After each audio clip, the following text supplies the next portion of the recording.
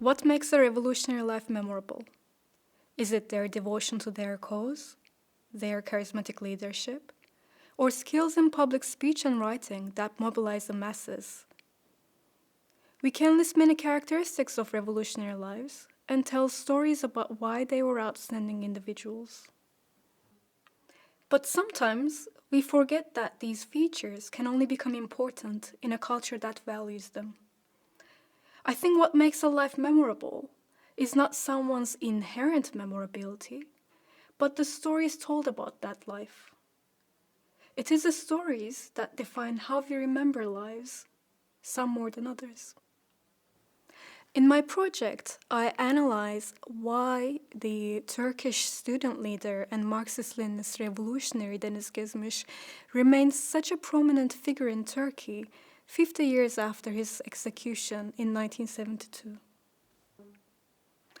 As one of the most well-known political actors in Turkey, Deniz Gezmiş was not the only revolutionary from that era who died because of political struggle. In fact, he was executed alongside two other comrades, Hüseyin İnan and Yusuf Aslan. But his name remains the most commemorated one over the past half-century. He became a historical celebrity and a political icon, and my project analyzes this process. I examine how and why people remember him. But when we start asking how people remember Gezmiş, it quickly becomes clear that there is no single answer.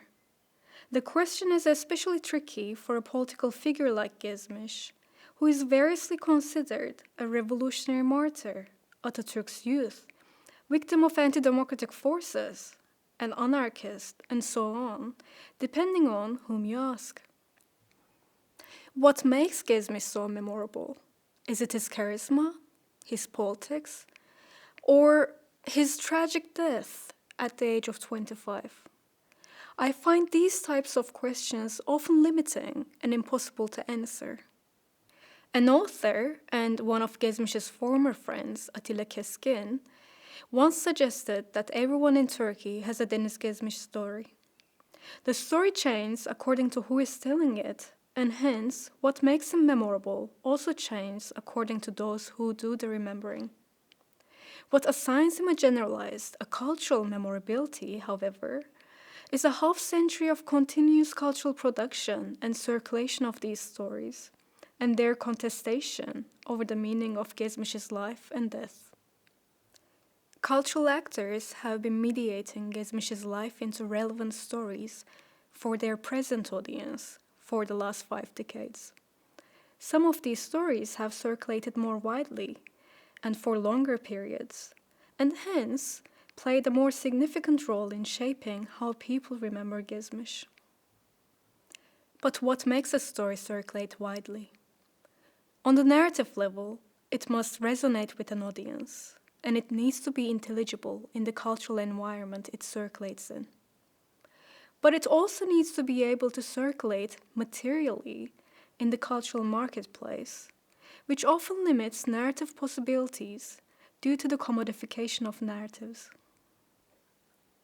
This is why my approach to cultural memory incorporates insights from the political economy of cultural production, and I draw on figures like Stuart Hall and Raymond Williams.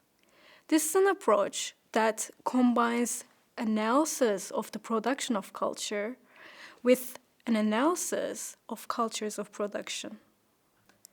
Cultural actors tell stories about the past and represent it in creative ways, but these representations are not weightless, free to float wherever they may. They are shaped by historical and material circumstances. I believe that when we talk about how a historical figure is remembered, we must start by considering the changing historical circumstances that shape cultural production and the material aspects of mediations.